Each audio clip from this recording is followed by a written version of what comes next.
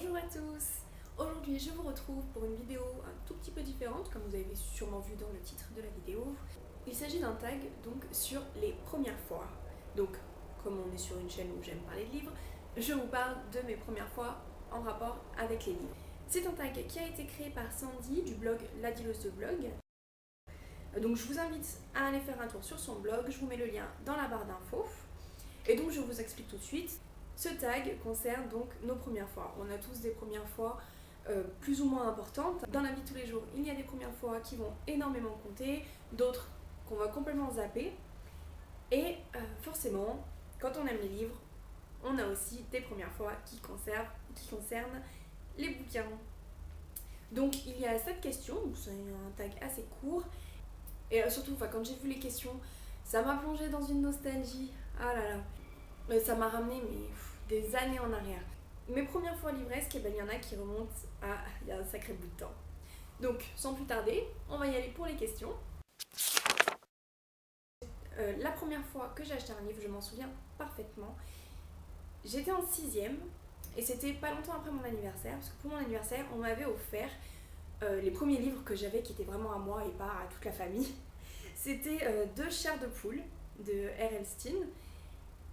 Et donc, dans mon collège, il y avait une fille qui vendait en fait des exemplaires, qui vendait les exemplaires de sa bibliothèque, et c'était que des bouquins de R.L. Stine, donc il y avait des chairs de poule et des peurs bleues.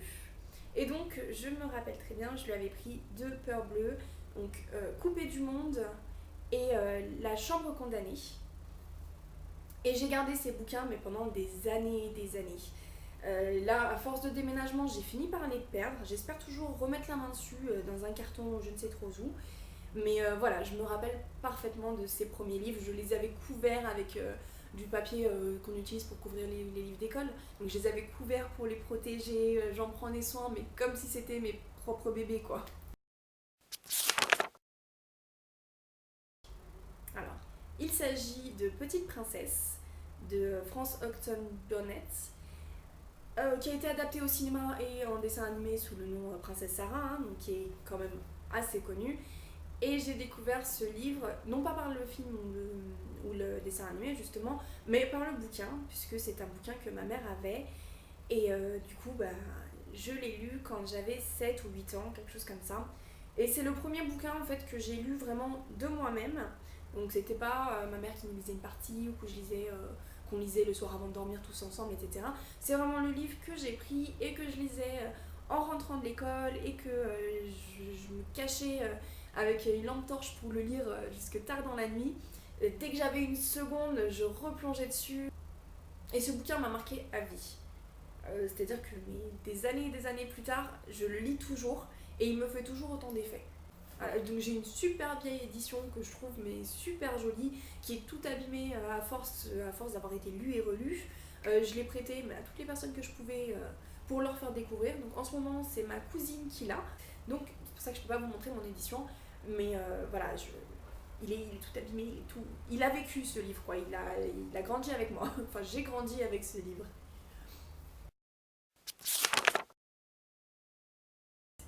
Alors ça, c'est la question qui m'a le plus demandé de réfléchir, parce que c'est une première fois dont je ne me souviens pas forcément. J'ai beau réfléchir, le premier en fait coup de cœur pour des personnages de bouquins que je vais avoir, c'est quand j'avais 14 ans et que j'avais lu donc Le Seigneur des Anneaux.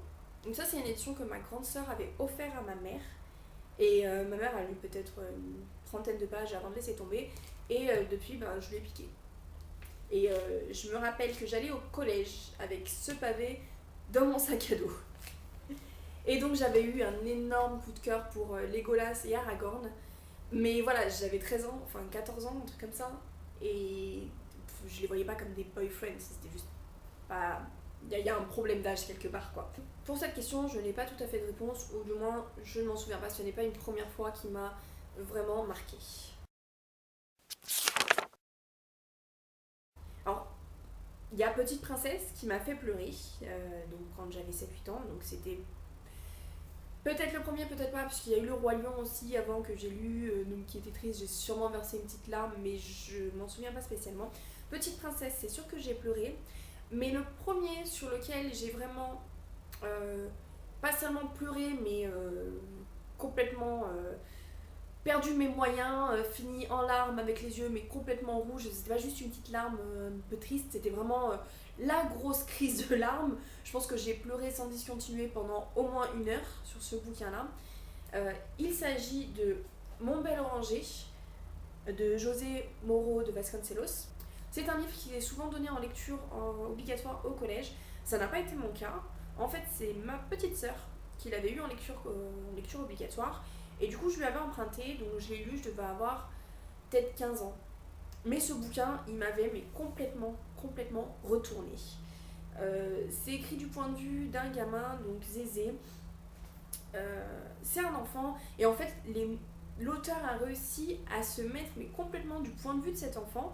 Et du coup, tout ce que ce gamin va vivre, c'est d'autant plus intense parce que quand on est enfant, on vit les choses de manière totalement différente. En fait, on a tendance à vivre beaucoup plus à 100%. On relativise beaucoup moins. Voilà, quand on est enfant, c'est vraiment, on prend tout à cœur en fait. Et du coup, quand j'ai lu ce livre, mais je l'ai ressenti exactement de la même manière. Et il y a des passages, enfin un passage en particulier qui est vraiment mais atrocement triste. Et aujourd'hui encore, quand je le relis, alors ça m'arrive pas très souvent, mais de temps en temps, je deviens un peu maso et je le relis, hein. Et à chaque fois, ça ne loupe pas. Je pleure comme une madeleine. C'est, voilà, de... Dans la vie de tous les jours, je suis pas du tout émotive, hein, je ne vais pas pleurer pour un rien, enfin, je vais pas pleurer facilement, au contraire, enfin, c'est super difficile de me faire pleurer. Mais alors par contre, sur ce bouquin, et sur certains bouquins en particulier, en fait, dès qu'on sort du réel, je suis une vraie pleurnicheuse, je suis une vraie pleureuse, je deviens ultra émotionnelle.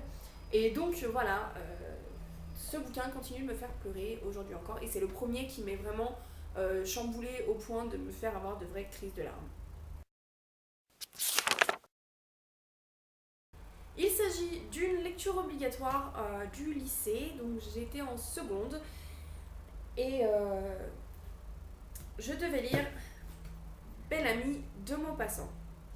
J'avais déjà un blocage par rapport à Maupassant du fait d'une lecture obligatoire que j'avais eue au collège. Et du coup, me replonger dans du Maupassant, déjà je partais avec un énorme a priori.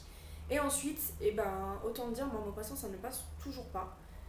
Donc j'ai réussi à lire la première partie en entier. Donc j'ai lu la première partie en entier, hein, donc ça fait quand même la moitié, une bonne moitié. Ça fait 226 pages que je me suis coltinée, que je me suis forcée à lire alors que je détestais complètement ce que je lisais. Honnêtement, je me suis forcée parce que j'adorais mon prof de français. En seconde, j'avais un prof, mais il était génial.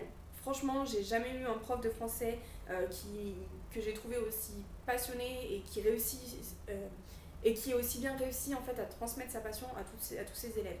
Donc, pour ne pas le décevoir, en fait, je m'étais forcée à lire toute la première partie, mais j'ai eu beau pousser, j'ai jamais réussi à aller plus loin. Euh, Par contre, comme j'ai ce toc très étrange, hein, voilà, je suis un peu rigide sur certaines choses, je ne fais pas exprès, je n'ai aucun contrôle là-dessus. J'ai énormément de mal à ne pas finir un bouquin et à me dire que je ne le lirai jamais. Donc, quelque part, en fait, ce livre continue de me faire de l'œil et de me dire un jour il faudra que tu le finisses. Je sais qu'un jour je m'y remettrai. Je ne suis pas particulièrement pressée, mais peut-être que avec l'âge, j'aurais appris à mieux supporter Maupassant, qui sait. Donc, voilà pour Belle Amie. Et là, on retourne sur du Maupassant. Et donc, en fait, ceci est la cause de cela. Pourquoi est-ce que je n'ai pas réussi à accrocher sur Belle Amie? C'est parce que j'avais lu Une vie en lecture obligatoire en 4e ou 3e, je ne sais plus. Et que, alors c'est très rare que ça m'arrive, mais j'ai complètement détesté. J'ai pas réussi à rentrer dedans, je me suis ennuyée de A à Z, donc de la première à la dernière ligne. Je me suis ennuyée, c'est pas du tout un livre fait pour moi. Je dis pas qu'il est nul, c'est juste que c'est un auteur pour lequel je n'accroche pas du tout. Et donc, quand j'étais au collège et que j'ai dû lire Une vie de Maupassant, donc déjà le fait qu'on me force à lire un livre sur lequel j'accrochais pas, ça m'a pas aidé. Et ensuite, eh ben, ça a été une grosse déception parce que ce livre est le tout premier de toute ma vie de lectrice à l'époque, donc en 13 ou 14 ans. C'est le premier livre que je n'ai pas aimé. Avant ça, donc j'avais toujours eu de la chance, je pense, de toujours tomber sur des livres, donc toujours choisir des livres qui me plaisaient. Et ce livre est le premier en fait qui n'a pas réussi à me faire m'évader. Et donc ça a été une énorme déception parce que c'est vraiment là que j'ai réalisé que tous les livres n'avaient pas ce pouvoir-là sur moi. Et que donc du coup, il allait m'arriver de lire des livres et que ça ne me permettrait pas de m'évader. Donc ça a été... je suis tombée de haut ce jour-là en fait. Donc voilà, donc depuis, hein, j'ai compris comment ça marchait et je m'en suis remise.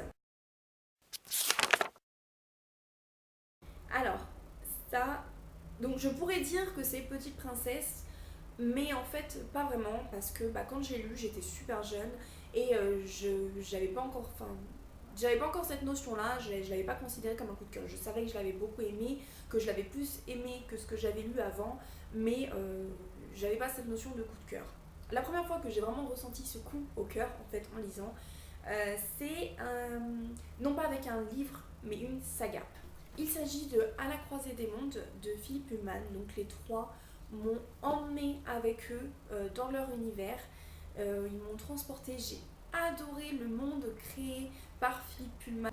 Tout ce principe des différents mondes parallèles qui coexistent, les différences qu'il y a entre eux, toute cette magie en fait qui était là tout du long.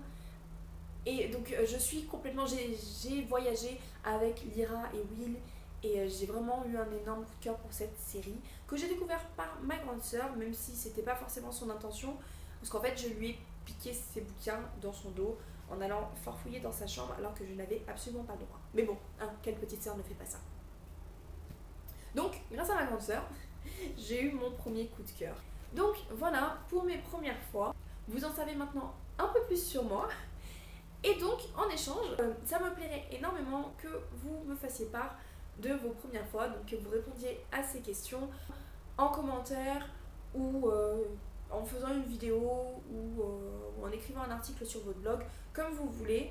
En tout cas, je suis très curieuse de savoir quelles ont été vos premières fois livresques. En attendant, je vous dis à très bientôt, je vous souhaite de très bonnes lectures. Salut!